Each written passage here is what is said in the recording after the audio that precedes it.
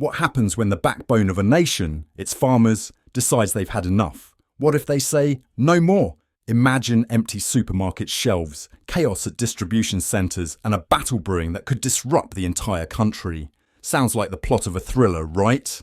But this is no movie, this is reality, and it's happening in the UK right now. Today, we're diving into a story that's making waves across the UK, and it's all about farmers, supermarkets, and a massive face-off with the government. Buckle up, because this one's a wild ride. So here's the deal. Farmers are furious about new government plans to scrap their exemption from inheritance tax.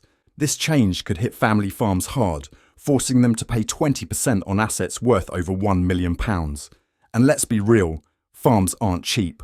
The backlash, a series of planned blockades that could bring major supermarkets to their knees.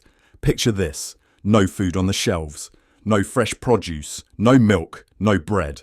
That's the kind of disruption farmers are threatening if their demands aren't met. According to insiders, the plan is to start small, a few hours of block distribution hubs to show they mean business. But if the government doesn't budge, they're ready to escalate to full-scale shutdowns. We're not doing this lightly.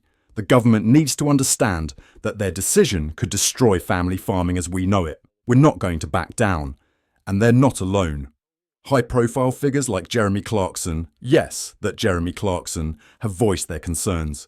He joined the protests in Westminster, where thousands of farmers gathered to make their voices heard. And while Clarkson doubts the blockades will happen, the government isn't taking any chances. They're already preparing for potential disruptions. The government's response? They've promised £5 billion for the farming budget and a 25-year roadmap for the sector. But farmers say it's not enough. The new tax rules, they argue, could be the final nail in the coffin for many family-run farms. Meanwhile, supermarket retailers are scrambling to prepare for potential chaos. Now, here's the big question. Who's going to win this standoff?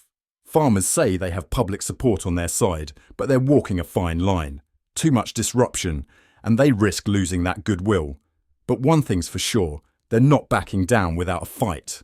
Are the farmers justified in their fight? Or is this a step too far?